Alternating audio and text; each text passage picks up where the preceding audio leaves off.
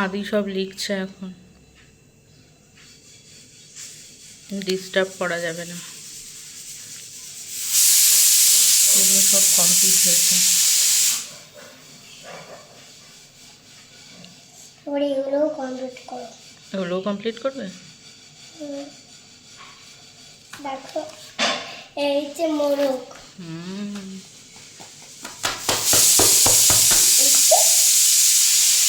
লেখো লেখো লেখো, তাড়াতাড়ি লেখো, তাড়াতাড়ি লেখো, লেখো লেখো লেখো।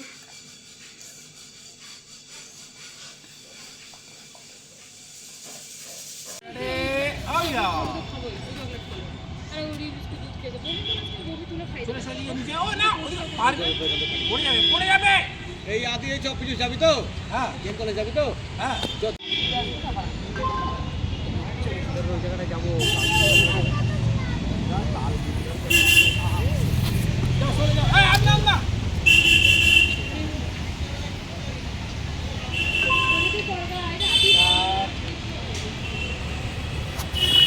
কাল সরস্বতী পুজো, আজকে জাস্ট একটু ট্রায়াল করে দেখছিলাম যে কোনটা পরা যায়, তাই সব মায়ের শাড়ি নামিয়েছি আর একটা দুটো করে ট্রায়াল করে দেখছি যে কোনটা পরা যায়।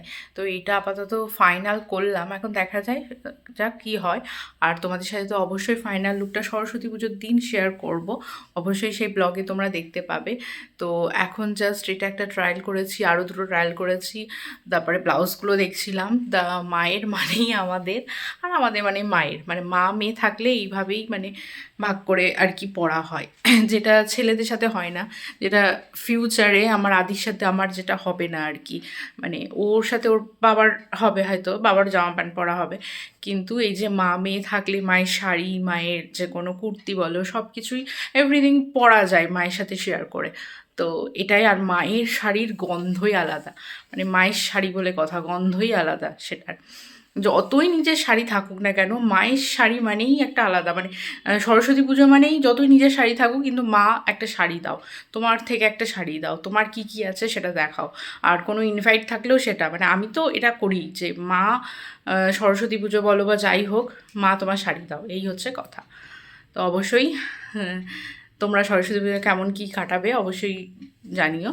তো আমার এইভাবেই এখন জাস্ট স্টার্ট হচ্ছে, আদিকে স্কুলে নিয়ে যেতে হবে সরস্বতী পুজোর দিন। তো কালকেই যেহেতু পুজো, তোমরা ব্লগটা লেট লেট পাবে একটু, তো দেখো অবশ্যই লাইক শেয়ার আর কমেন্ট করো আর আমার পাশে থেকো।